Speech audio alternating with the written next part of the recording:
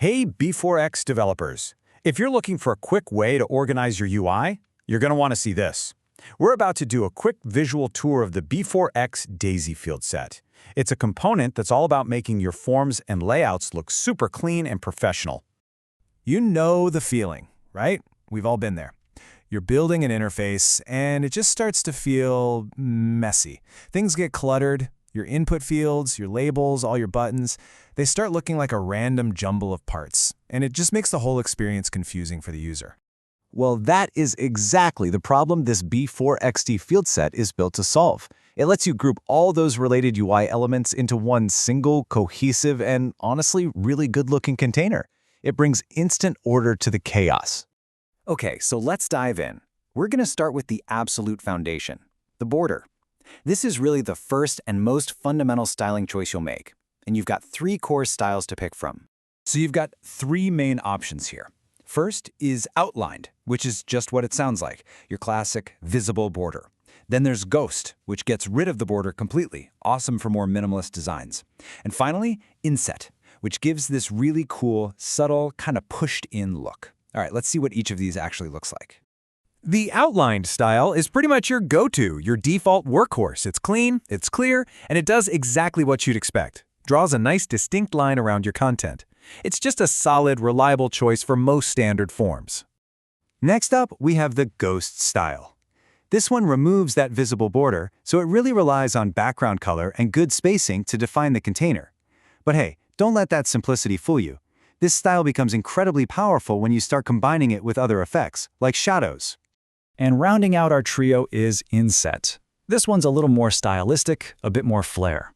It uses a subtle inner shadow to create this illusion that the container is actually pressed into the page. It's a great way to add a bit of depth without being too loud about it. Speaking of depth, let's talk about the best way to create it. And that is, of course, with shadows. This is how you really make your field sets pop, making them feel like they're lifting right off the page. The component gives you 5 different levels of shadow to play with. It ranges from XS, that's extra small and subtle, all the way up to XL for a really prominent lifted effect. This gives you a ton of control over how far off the background you want that element to feel. And here's a pro tip, a really key takeaway for using shadows. For the absolute best results, you're going to want to apply them to a field set that's using the ghost border style.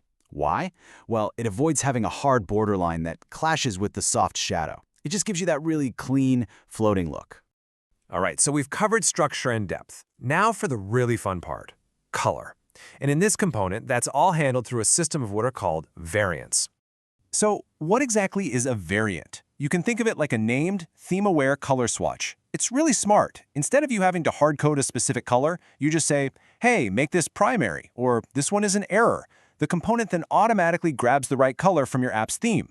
It makes keeping things consistent a total breeze.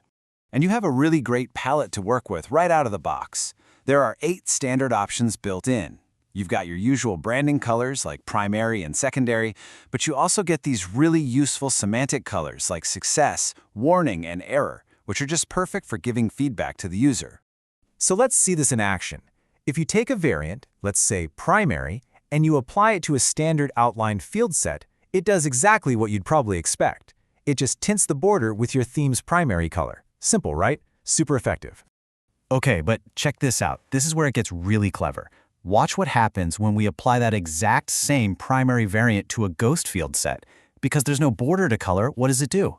It colors the background instead. I mean, how cool is that? It's this fantastic dual-purpose design. 1 property, 2 totally different results, and it's all based on the context. That's smart.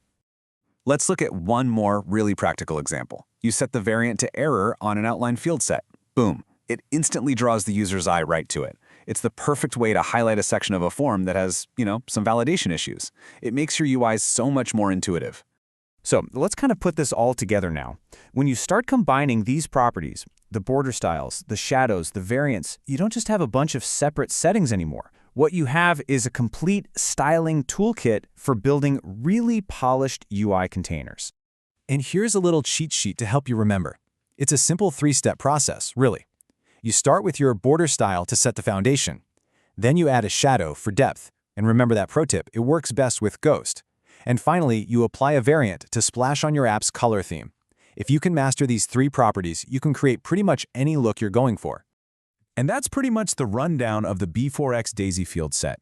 We've seen how you can combine these 3 simple things, borders, shadows, and color variants, to create some really clean, organized, and great-looking layouts.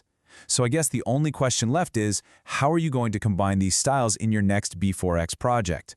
Go give it a try.